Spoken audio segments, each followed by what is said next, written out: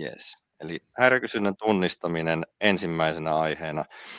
Kerron ihan nopeasti taustaa niille, jotka haluaa kuulla vähän, että mitä tämä häiriökysyntä edes on. Niin lähtökohtaisesti kyseessä on yhteydenotot asiakaspalveluun, jotka me kuluttajina teemme vastentahtoisesti. Aika harva meistä innosta hyppien soittelee sinne sähköyhtiöön, että tällainen juttu pitäisi saada korjattua nämä jutut. Niin se ei ole mikään sellainen mieltä ylentävä juttu, ja mieluummin ne hoidettaisiin itsepalvelukanavassa esimerkiksi. Eli häiriökysyntää voisi määritellä, että se on vastentahtoinen suorite sinne asiakaspalveluun, ja myös asiakaspalveluorganisaatio, tässä tapauksessa sähköyhtiö, kokee, että voi vitsi, että meillä on itsepalvelukanava tätä asiaa varten, että miksiköhän ne ei nyt sitten hoida sitä siellä, vaan ne soittaa. Ja siitä aiheutuu suoria kustannuksia yhtiölle ja asiakastyytymättömyyttä yhtä lailla. Ja mitä vähemmän meillä on asiakkaiden toimesta sitä häiriökysyntää, mitä vähemmän tämä yhtiö aiheuttaa sitä häiriökysyntää, asiakkaat ei sitä itse asiassa aiheuta, vaan yhtiöstä tietyssä mielessä aiheuttaa, niin sillä on suora vaikutus sitten sinne asiakaskokemukseen ja niihin tyytyväisyysmittareihin, mitä on käytössä, NPS vastaavat. Eli se näkyy heti siellä niin kuin suoravaikutteisesti. Ja siellä on tietysti henkilöstö taustalla, jotka kokee sitten kuormitusta, koska se on jatkuvaa, se samat asiat toistuu jatkuvasti myös asiakaspalvelijoilla, että olisi kiva päästä niistä eroon.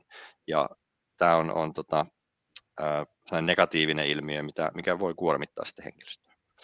Poistuma on yksi juttu, mikä on euromääräisesti aika merkittävä energia-alalla, eli ihmiset lähtee muiden palveluntarjoajien pariin, toisen sähköyhtiön asiakkaaksi.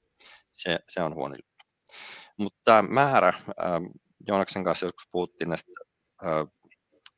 häiriökysynnän määrästä, niin meillä on eri toimialoja, mutta siellä on yleensä lähtökohtaisesti aina 50% tai enemmän se häiriökysynnän määrä. Ja nyt jos siellä on 100 000 yhteydenottoa vaikka kuukaudessa, niin se on aika iso osuus, jos siellä vaikka puoletkin on häiriökysyntää. Siihen kun lyödään vaikka 10 euron kontaktihinta, ja niitä on se 50 000, niin siitä saadaan nopeasti kalkuloitua, että tämä on aika kallis harjoitus, että pitäisikö jotain tehdä. Onko sulla, Joonas, tuohon ilmiön itseensä jotain lisättävää? No, aika tyhjentävästi kävit läpi. Allekirjoitan kyllä sen, että niinku semmoinen ylimääräinen häiriökysyntä kyllä niinku vaikuttaa henkilöstöön totta kai, ja sit se, että niin siihen asiakaspitoon se vaikeuttaa, jos asiakas joutuu tosi usein olemaan yhteydessä semmoista asiasta, minkä pystyisi hoitamaan siellä itsepalvelukanavassa. Me ollaan paljon seurattu semmoista asiakastyytyväisyyden mittaria kuin VESSI, eli saiko asiakas siitä asiakaspalvelukontaktista jotain lisäarvoa tai tunteeko hän paremmin tuotteet ja palvelut. Me ollaan huomattu se, että kun meillä asiakaspalvelija kertoo asiakkaalle sitä, että miten pystyisit jatkossa hoitamaan vastaavan asian itse, niin asiakkaat on siihen niin kuin neuvon antamiseen tosi tyytyväisiä. Se korreloi suoraan meillä sitten niin kuin CSAT ja NPS, niin kuin yes, muihin asiakastyytyväisyyden mittareihin. Joo, no on hyviä tavallaan konkreettisia esimerkkejä siitä, että mitä saadaan aikaiseksi, kun asiakas on yhteydessä, niin poistamalla sitä häiriökysyntää, niin itse asiassa meillä jää aikaa parempaan palveluun. Me pystytään tekemään, ehkä myymään lisää, mutta myös toisaalta sitten antamaan niitä neuvoja asiakkaalle, ja yleensä silloin sitten positiivinen vaikutus. Mutta hypätään sitten siihen ihan arkeen, että miten tällä hetkellä näitä kontaktisyitä seurataan ja häiriökysyntää. Joo, meillä häiriökysyntää siis tilastoidaan asiakaspalvelussa CC-puhelinsoittojärjestelmän avulla. Jokaisesta yhteydenotosta meillä asiakaspalvelija täyttää tilastointilomakkeen, mikä on semmoinen ylätason vastine sille, että miksi tämä asiakas oli meihin yhteydessä. Se tilastoinnin tarkkuus vähän vaihtelee, koska meillä on siellä niitä eri vaihtoehtoja tosi paljon. Niitä on melkein 100 tällä hetkellä. Ja totta kai niitä pyritään aina sit päivittämään sen mukaan, kun meillä tulee erilaisia asiakaskohtaamisia, uusia syitä, miksi asiakkaat ottaa meihin yhteyttä. Mutta kun tämä on siinä niin kuin asiakaspalvelijan tulkinnan varassa ja näitä vaihtoehtoja on paljon, niin siellä on, ja kun asiakaspalvelijoitakin on paljon, niin siellä saattaa olla jotain tulkinnanvaraisia kysymyksiä, että oliko tämä nyt, liittyykö tämä soitto nyt nimenomaan vaikka laskun sisältöön vai liittyykö tämä sopimuksen sisältöön. Eli kun lasku ottaa tiedot sopimukselta, niin sieltä pitää sitten laskea yksi yhteen, että kumpi tämä nyt oli. Ja kun niitä on paljon niitä valintoja, niin me ollaan paljon käyty läpi tästä tilastointilomaketta, että miksi meille nyt tulee vaikka 10% enemmän puheluita, mitä me arveltiin, että tulee. Ja kun katsotaan niitä tilastointilomakkeita, me huomataan sieltä, että tietyille niin kuin kuukauden vaihteille niin tietyt kontaktisyyt korostuu. Mutta haasteena siinä on myös se, että kun meillä on paljon niitä kontaktisyitä, niin siellä suurimmat syyt, mitä meidän asiakaspalvelijat merkkaa yhteydenoton syyksi, on semmoisia niin kuin ylätason asioita. Eli esimerkiksi otin lyhyeltä otannalta, että mikä oli suosituin yhteydenoton syy meidän niin kuin sopimussarjassa, niin siellä oli sopimuksen hinta tai aloituspäivämäärä oli yhteydenoton syy. Eli se on tämmöinen, niin kuin, mikä pitää sisällään useamman eri syyn ja tosi ylätason, että siellä ei mennä kauhean niin kuin syvälle siihen, että mikä se oli se asia juuri, että olisiko tämä voitu hoitaa itsepalvelussa kuitenkin. Ja tämän takia me ei saada siitä häiriökysynnästä niin kuin tasaisesti semmoista niin kuin luotettavaa dataa, että kuinka paljon meillä on sitä häiriökysyntää ja kuinka moni olisi tosiaan voitu hoitaa siellä niin kuin itsepalvelukanavassa näistä kontakteista.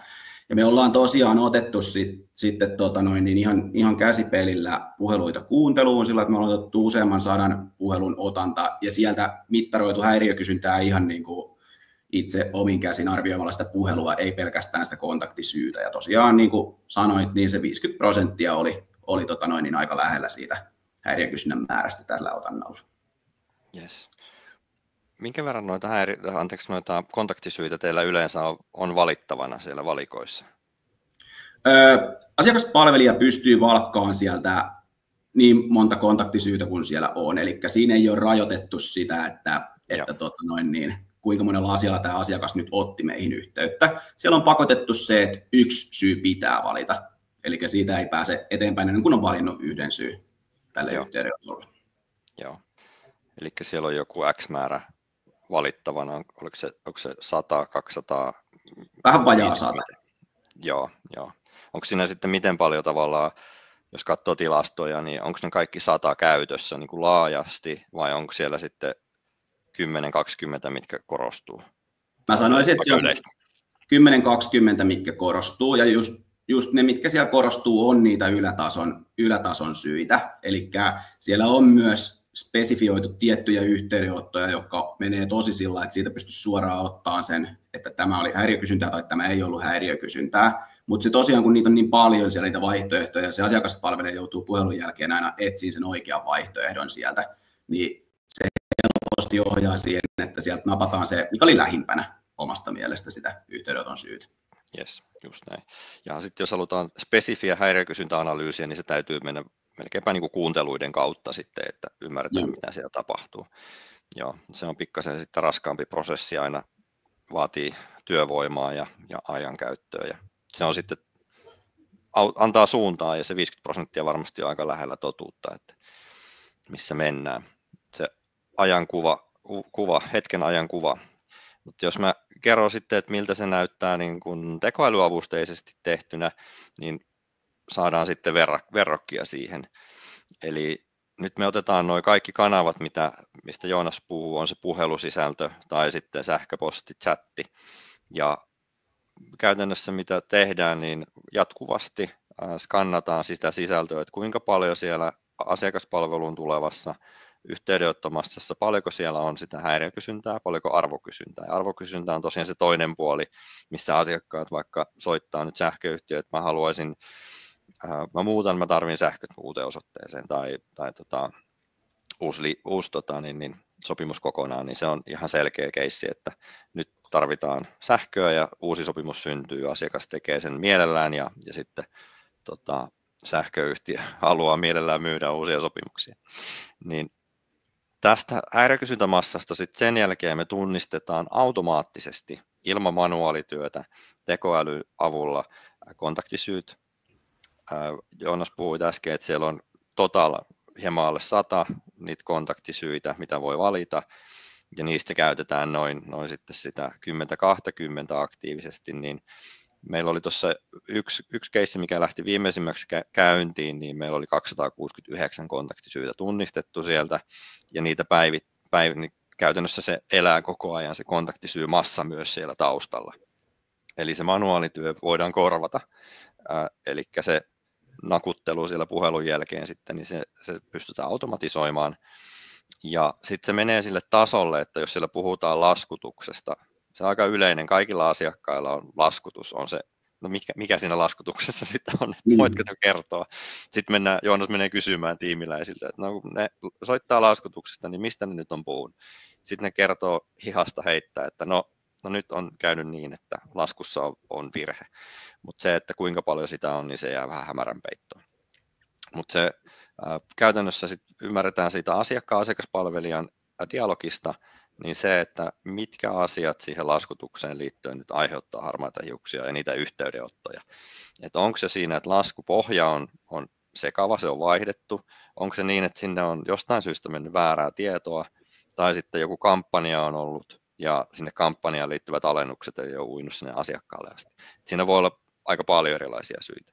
Ja toimialasta johtuen siellä on myös sitten ulkoistettuja laskutustoimijoita perintään osalta esimerkiksi, niin olisiko tämä itse asiassa kuulunut sinne ulkoistetuskumppanille, joka hoitaa näitä perintäkeissejä. Eli tämä on niin kuin hyvin niin kuin kuvaavaa. Mutta sen jälkeen sitten meillä on vielä se, että me koneellisesti yhdistetään sinne sähköyhtiön tuotteisiin ja palveluihin ne kontaktisyyt vielä. Et ymmärretään, että kun on tämä laskutusongelma, niin se johtuu tästä tuotteesta. On se sitten vaikka uusi joustava sopimus tai määräaikainen 12 kuukautta tai aurinkopaneelit tai mitä sitten myydäänkään siellä. Ja sitten se, että kukas tämän tuotteen palvelu omistaa siellä yhtiössä, niin meillä on sylttytehtaalla sitten jälki, että hei, teidän pitäisi korjata tätä. Tai se itsepalvelukanava ei toimi niin kuin pitäisi, niin sitten päästään siihen kiinni, että no voisi vähän fiksata. Tai viestinnällinen asia, mikä on monesti sellainen long hanging fruit, että sen korjaamalla verkkosivuilla päästään jo sitten tiettyyn pisteeseen. Mutta kustannuksista puhuin tuossa aikaisemmin jo, niin jokaisella kontaktilla on hintansa, niin me visualisoidaan myös sitten se kustannus siellä. Euro on hyvä konsultti ja auttaa tuossa priorisoinnissa, että mitä meidän pitäisi nyt tehdä ensimmäisenä.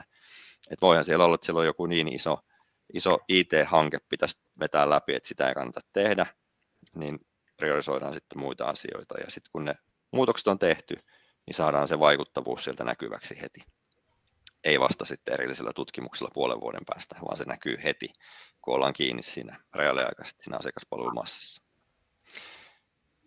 Me käytetään Aivolla tästä termiä proaktiivinen taso, eli ennakoiden päästään kiinni niihin aiheisiin, niihin juurisyihin, korjataan niitä, jolloin pystytään taklaamaan niitä häiriökysyntää ja niitä turhia yhteydenottoja jo ennakkoon ennen kuin ne laskeutuu sinne asiakaspalveluun.